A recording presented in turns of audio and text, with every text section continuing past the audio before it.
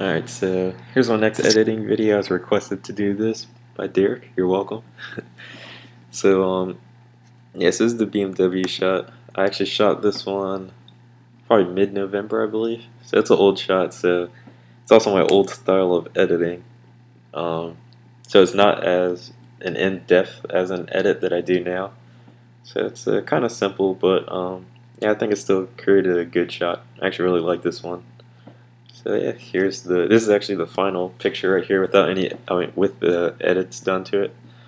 So yeah, I'll just go in and show you what I did and how I did it. Alright, so this right here is the non-edited shot. So this is just straight out the camera. And so for this picture I actually used 3 pictures. And I used a separate polarization on the side of the car to remove all these reflections.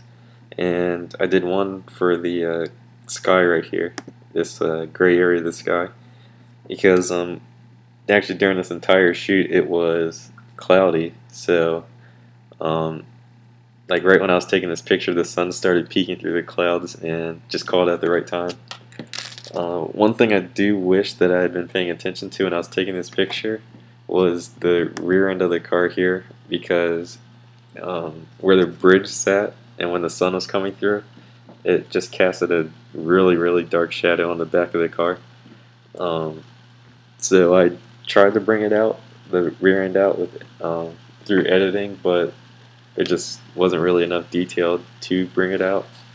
Yeah, I just tried the best I could, and I got it somewhat bright enough, but it's still not exactly where I would like it.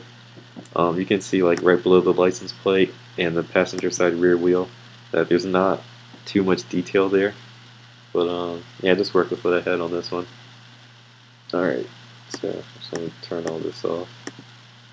Alright, so one thing that you can see right there that I did was remove this power line post and the power lines.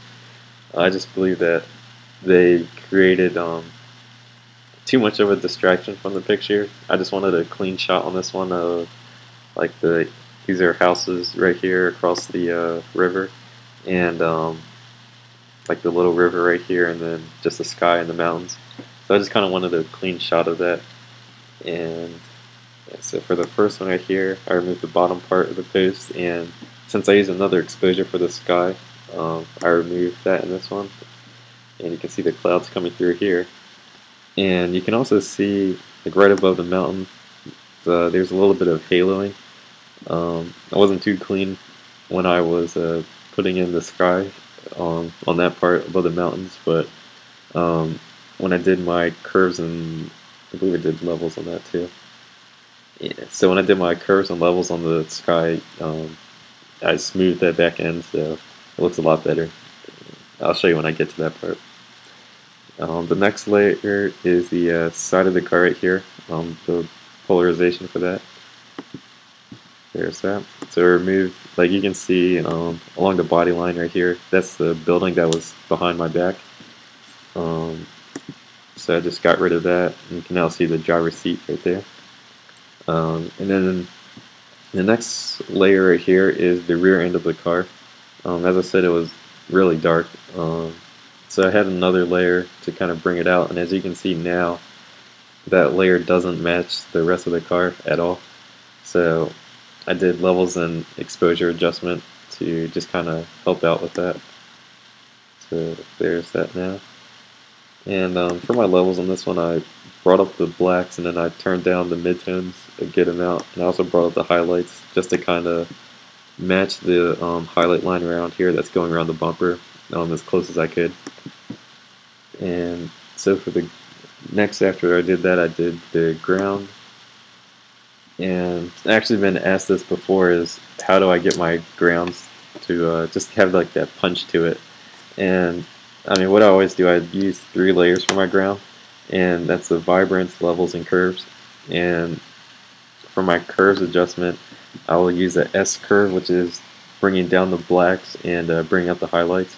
And you can kind of play around with this. It all depends on the picture. You don't have to use the S curve. You can, let's show you right here. You can just kind of bring down the darks to like get a darker ground, but without that, it's not going to have as much contrast as the S curve will, and it's not going to be as punchy. As you can see, it looks kind of muted.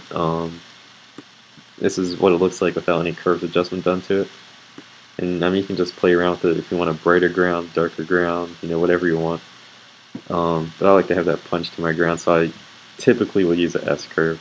So all you have to do to make an S curve is just click a point right here and drag it down to wherever you want it to be, and click to make another point, and just bring up the highlights. So probably do something like that. And you can add as many points to this as you want to, and if you want to, you can even adjust these endpoints right here just to your liking. I mean, there's no really right or wrong way to do this. It's just however you see fit. You can play around, you know, to your heart's content on that. So that's just usually what I do. And so for my levels, I use my curves as my main adjustment on the ground, and I'll just kind of use the levels just to fine tune it to where I like it. So that's what I did right there with my levels. So I brought up the blacks again, and I also brought up the midtones on this, and I brought the highlights up. So yeah, so with the highlights, well, with everything really, the more you move it to the left, the lighter it will get, and the more you move it to the right, the darker it will get. So I'll move that down. Alright. And for the vibrance, I just did a slight -25 on that. I actually do the vibrance because I don't like my grounds in my pictures to be really distracting and have like a color cast on it. You'll notice that a lot, especially during sunset. You'll get, well, depending on the color of the ground, you'll get like an orange or like a blue. And I like a little bit of that on my ground, but I've noticed that sometimes it can be too much. So that's why I just use like a slight -25 on my ground. So it's nothing like making the ground black and white, but you can see, that's with it off, you can see, like, especially in this corner right here, how that's green, and then there's like that yellow goldish color below the car. And so with that, it just tones it down a little bit, so nothing too dramatic. And now for the car, there's that. So I'll just turn all these off so you can see what I did. Yeah, so to start it off, it's with my curves, and just right off the bat, first of all, you can see, if you watch my last video, the 350, there's not nearly as much editing done to the car. So at this point, I was still kind of learning my style of editing, and I'll just, well, for this picture, I was pushing my limits at the time, but like if I were to re-edit this now, it'd be completely different style-wise. So just to start off, once again, I start with curves just to get the overall tone of whatever I'm adjusting to my liking. So there's my curves adjustment. I come into the levels next, and once again, I usually use levels to fine tune it.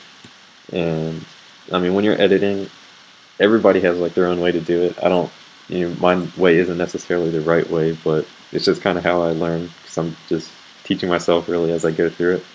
So that's just how I learned to edit it. I mean, there's a million different ways to do it in Photoshop, so this is just what I found to best suit me. And next, I brought up the exposure a little bit, and I just have levels for the wheels and then vibrancy for the wheels. My curves adjustment right here is a really slight S curve. It's not a lot at all, because this car is actually purple, and I know it might be hard to see it. I had a tough time bringing out the purple in the car, especially when the sun came through, but you can see like right here and just along the side right there, the purple in it.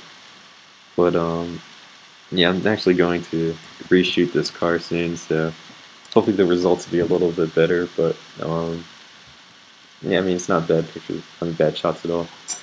So yeah, the end of the car, as you can see, I brought up the rear end just a little bit more.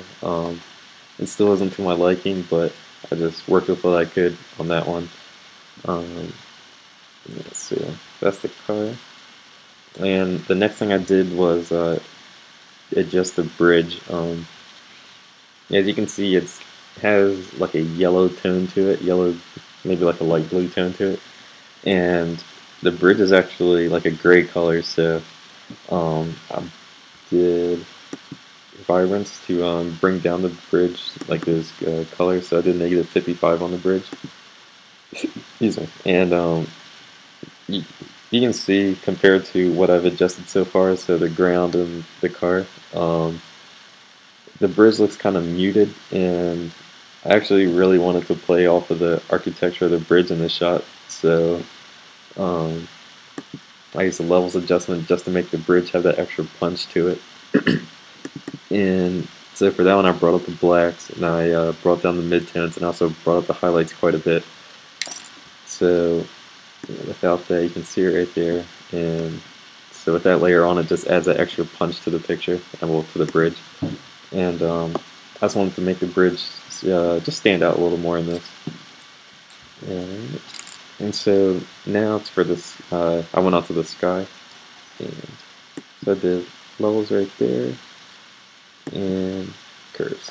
Alright, so you can see when I did the levels adjustment, it helped out with that ghosting that I had above the mountains.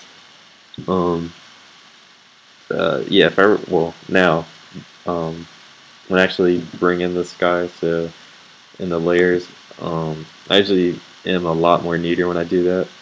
This was when I was still kind of learning how to do that, so it's a little sloppy, but it's not terrible. So there's the sky, and so all that's left now is really the color balance and watermark. On this shot, I believe this is this is the first shot that I messed around with color balance, and I've actually learned color balance through looking at the StanceWorks pictures. Like those guys, I believe it's Mike Burrows and Andrew Ritter. They're some of my bigger inspirations in photography.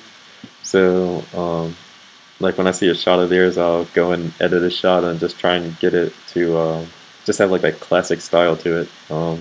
That's what I like to focus on with my editing. Is just have like it's like a classic look to it. So it's nothing, not like anything crazy. Yeah, just kind of simple edits really. Yeah, so anyways, with the color balance, what I did was add a little red tone to the shadows, and I added a little blue to it also, because I like that contrasting look to it. So like when your shadows have like some blue tone to it, and your highlights have like the reddish orange tones, I just like how they play off of each other. And in this one I went in and did a little mid-tone work, so I added some cyan to the mid-tones, and I also added some blues to it. And for my highlights, I added some red and some yellow, just to play off of the look of the sun coming through the clouds right there. So that's with it off, and that's with it on. So I just like how color balance just ties everything together in it.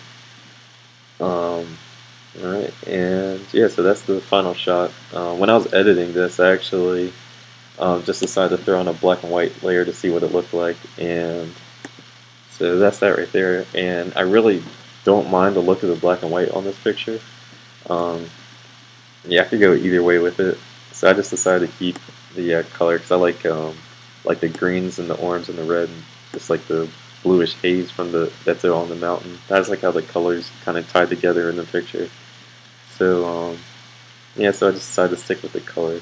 So it's nothing. Yeah, as I said, I can go either way on this, but decided to keep the color for this.